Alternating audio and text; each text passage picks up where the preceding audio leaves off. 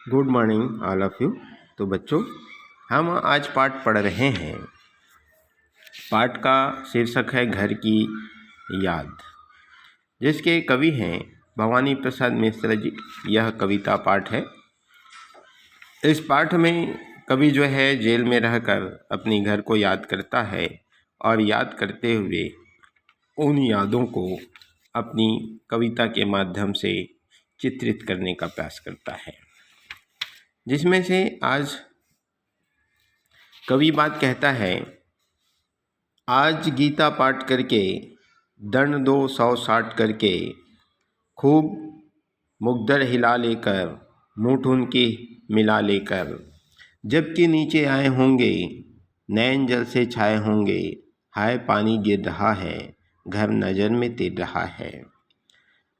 इस पंक्ति के माध्यम से कवि अपनी पिताजी को याद करते हैं और पिताजी को याद करते हुए उनके जो सरल स्वभाव है, आत्मीयता प्रवृत्ति है और जो रोज नित्य व्यायाम करते हैं, उनको याद करते हुए कवि कहते हैं, कवि अपने पिता को याद करते हुए कहते हैं कि पिताजी जब रोज की तरह श्री भगवद गीता का पाठ करके तथा 200 बार 260 बार दंड बैठक लगाकर व्यायाम के लिए मुग्दर हिलाकर तथा उनकी मूठों को मिलाकर छत से जब नीचे आए होंगे तो उनकी आंखों में अवश्य ही आंसू रहे होंगे। वे मुझे अपने पास न पाकर बहुत व्याकुल हुए होंगे। जब नीचे आए होंगे नैन जल से छाए होंगे, हाय पानी गिर रहा है घर नज़र में तिर रहा है। वे मुझे ना पाकर, अपने पास ना पाकर बहुत व्याकुल हुए होंगे, क्योंकि इस समय बरसात का समय है, बरसात हो रही है और मेरी नज़रों में, कवि कहने लगता है कि मेरी नज़रों में मेरा घर परिवार जो है तैर रहा है। यहाँ पर कवि यह बात कहते हैं, बरसात का समय है। बरसात के समय में आप जानते हैं कि चारों तरफ अनेक वस्तुएं जो है तैरते हुए दिखाई देते हैं। तो कवि भी यहाँ कल्पना करते हुए कहने लगते हैं कि मेरी नज़रों में मेरी परिवार जो है तैर रहा है, मुझे सब सदस्यों की याद आ रही है। कवि यह बात कहते हैं कि मुझे अपने परिवार के सारे सदस्यों की याद आ रही है। और आगे बात कहते हैं, 4 भाई 4 बहनें, भूजा भाई प्यार बहनें, खेलते या खड़े होंगे नज़र उनको पड़े होंगे। पिताजी जिनको बुढ़ापा एक क्षण भी नहीं व्यापा, रो पड़े होंगे बराबर 5वें का नाम लेकर। कवि आगे बात कहते हैं कि कवि यह कहते हैं कि मेरे घर में मेरे 4 भाई तथा 4 बहनें हैं।